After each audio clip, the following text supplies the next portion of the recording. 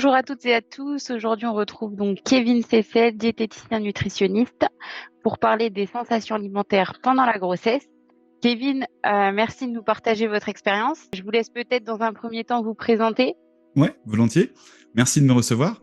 Donc effectivement, je m'appelle Kevin Cessel, je suis diététicien nutritionniste et j'ai aussi effectué un doctorat en nutrition. Moi, j'ai un peu une double casquette. D'un côté, j'enseigne à la fac, donc j'enseigne dans différents établissements de l'enseignement supérieur. Et à côté de ça, je pratique aussi la diététique en libéral. Moi, je suis basé à Lyon, donc j'ai un cabinet libéral à Lyon. Et j'alterne un peu avec cette double casquette de enseignant et diététicien.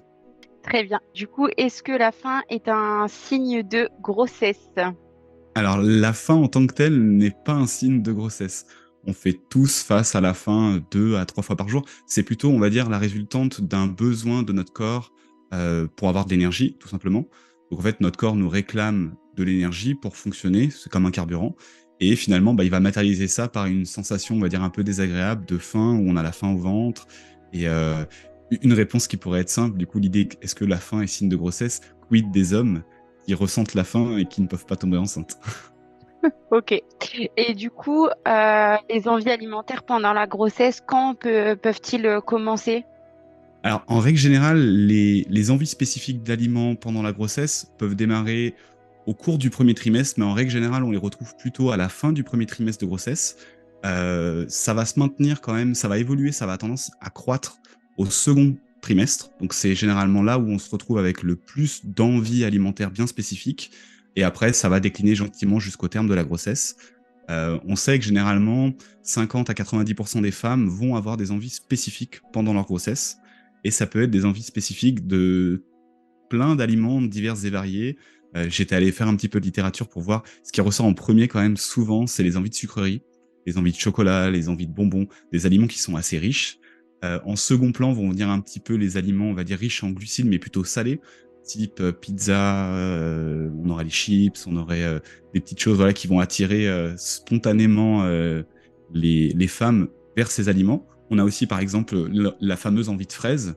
L'envie de fraise, c'est quelque chose, on va dire, culturel, mais qui n'est pas forcément retrouvé chez beaucoup, beaucoup de femmes, en réalité.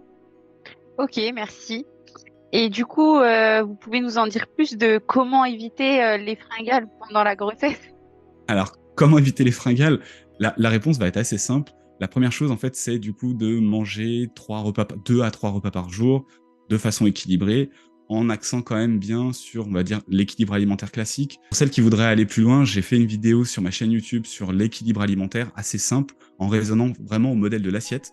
Donc, en règle générale, pour équilibrer une assiette type, ce qu'il faudrait, c'est la remplir de moitié de légumes, mettre un quart de féculents, plutôt s'orienter sur des féculents complets, et l'autre quart de l'assiette serait du coup des protéines, donc de la viande, du poisson, bien cuit chez la femme enceinte, bien entendu, et terminer le repas par un produit laitier, attention pas au lait cru pour les femmes enceintes, et aussi un fruit. Donc ça, c'est quelque chose que vous pouvez retrouver sur la chaîne.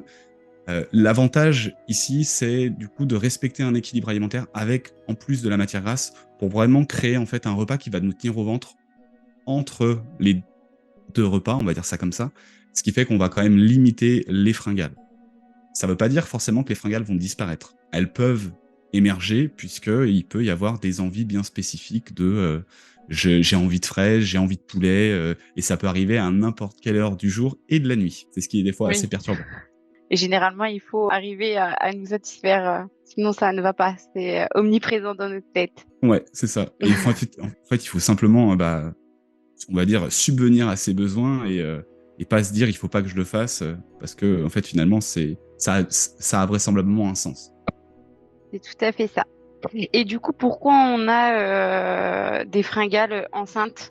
Alors, les fringales enceintes, il y a plein d'hypothèses pour essayer de répondre, on va dire, ce pourquoi du comment des fringales quand on est une femme enceinte. Euh, on peut en citer quelques-unes. Il y a déjà le fait que c'est un chamboulement hormonal.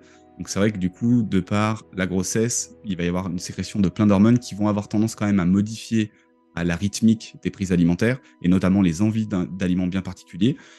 Ça pourrait répondre, on va dire, à une première dynamique, ce serait que la femme enceinte a des besoins un peu supérieurs, du coup, à une femme qui n'est pas enceinte, puisqu'il va falloir avoir de l'énergie et certains éléments comme des vitamines, des minéraux, des protéines pour créer le fœtus. Donc ça, c'est, on va dire, l'hypothèse pour répondre au déficit nutritionnel que crée du coup la grossesse. Mais c'est étayé chez des modèles animaux, pas forcément chez l'être humain. Donc on ne sait pas trop, toutes les hypothèses sont encore débattues dans la littérature scientifique. Il y a aussi une autre hypothèse qui est plutôt de répondre, on va dire, à des facteurs émotionnels. La grossesse, ça peut être vécu comme un stress ou ça peut être vécu comme un événement très heureux. Mais dans les deux cas, en fait, on va aussi avoir cette alimentation émotionnelle qui peut se mettre en place euh, de par les sentiments qu'on va ressentir. Et puis, il y a aussi un autre aspect, on va dire, qui est le fait que ça permet aussi d'engager le papa dans le processus de devenir papa et de devenir maman. C'est-à-dire que c'est un petit peu l'ambivalence de dorloter un petit peu la maman qui, du coup, a besoin aussi de se sentir soutenue et que monsieur puisse aller à 3 heures du matin cuisiner un poulet parce que madame veut un poulet aussi. Donc ça montre aussi un peu l'engagement du papa. Tout à fait. Et du coup, qu'est-ce que vous nous conseillez de manger en cas de fringale Alors, en cas de fringale, déjà, il faut se faire plaisir. C'est-à-dire que si on a une fringale, je sais pas, par exemple, d'une tartine au Nutella, bah, il faut répondre à ce besoin spécifique de manger sa tartine au Nutella. Donc, c'est le plaisir. Ce qu'il faut pas, c'est dériver dans je mange la baguette en entière et le pot de Nutella en entier.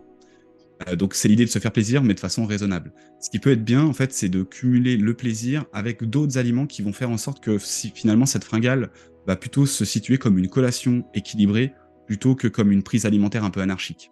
Donc ça pourrait être par exemple de faire la tartine au Nutella et puis venir l'accompagner, pourquoi pas, d'un fruit, d'un yaourt, d'amandes, de noix, d'autres aliments qui vont venir un petit peu, on va dire, venir équilibrer cette collation, faire en sorte que finalement on se fasse plaisir, mais qu'on soit aussi un peu dans l'équilibre alimentaire.